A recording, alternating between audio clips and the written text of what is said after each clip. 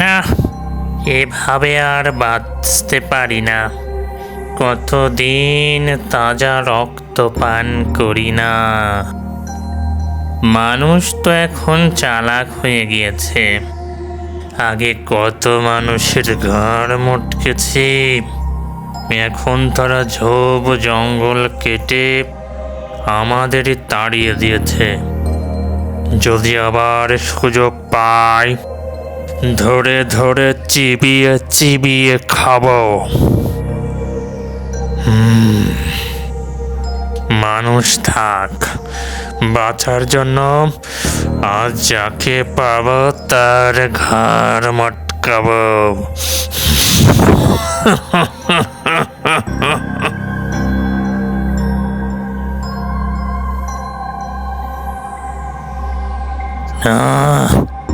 কতক্ষণ যাবত গাছের ডালে অপেক্ষা করছি, কেউ আসছে না, কেউ আসছে না। রাগে আমার মাথা ঝিমঝিম করছে। যদি কাউকে পাই, এমন ভাবে ঘাড় মটকাবো, সে একেবারে হিংস্রতা হবে।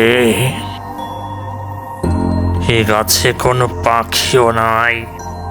পাখির রক্ত কি সুস্বাদু, পাখিও নাই।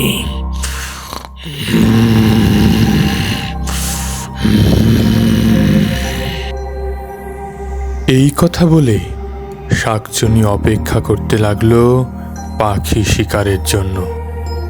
আজ সে পাখির রক্তই পান করবে।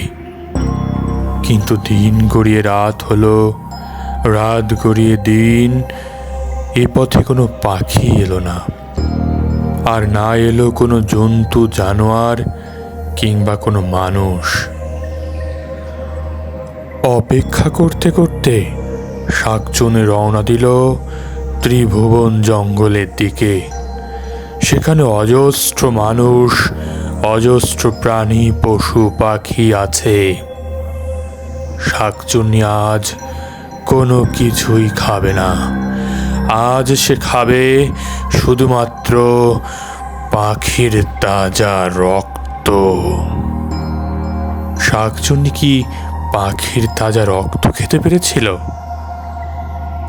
এই প্রশ্নের উত্তর দেওয়া হবে পরবর্তী পর্বে। পরবর্তী পর্বের সেই প্রশ্নের উত্তর দেখার জন্য সাবস্ক্রাইব করে সাথেই থাকুন। আর বাচ্চারা, নিরাপদে থাকুন শাকচুন্নি থেকে। ধন্যবাদ।